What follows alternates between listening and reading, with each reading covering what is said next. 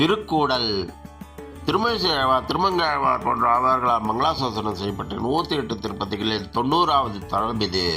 மூலவர் கூடலழகர், தாயார் மதுரவள்ளி, உற்சவர் சுந்தரராஜன், கிழக்கு நோக்கி வீற்றிருந்த திருக்கோலம், அஷ்டாங்க விமானம், ஹேம புஷ்கரணி, வைகை ஆறு, சக்கரதீர்த்தம், கிருதமாலா நதி. வையகத்தில் தென்னகத்தை வாழ்விக்க வந்தவள் வைகை என்ற ஒரு அடைமொழி உண்டு. அத்தகைய வைகை ஆறு இரு பிரிவுகளாக பிரிந்து மதுரையை அரண் போல சுற்றி மீண்டும் ஒன்று சேர்வதால் திருக்கூடல் என்று பெயர் பெற்றதாக கூறுவர்.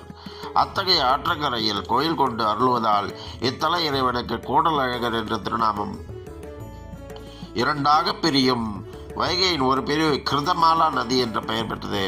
அத்தகைய கிருதமாலா நதிக்கரையில் தான் கூடலழகர் கோயில் கொண்டு அருள்கிறார்.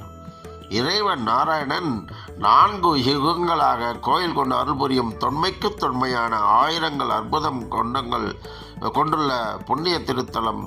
பிரம்மாண்ட புராணம், கூடார் புராணம் போன்ற பலவற்றில் இத்தல இறைவன் 4 யுகங்களாக சேவை சாதிப்பதாக கூறப்படுகிறது.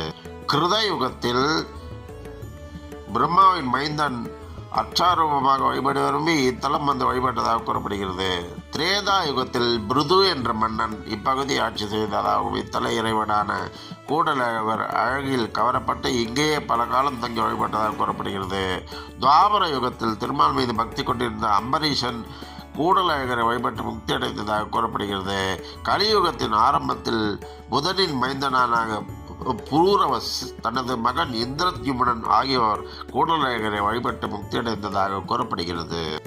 பாண்டிய மன்னன் வல்லபதேவனுக்கு பரத்வ நிர்ணயம் செய்து விளக்கம் செய்த பெரியாழ்வார் யானை மீது அமர வைக்கப்பட்டு ஊர்வலமாக இந்த தலத்திற்கு அழைத்து வரப்பட்டாராம். அப்போது இறைவன் கூடலழகர் சுவாமி கருடவாகனத்தில் எழுந்தருளச் செய்து ஆழ்வாருக்கு மரியாதை செய்தனராம்.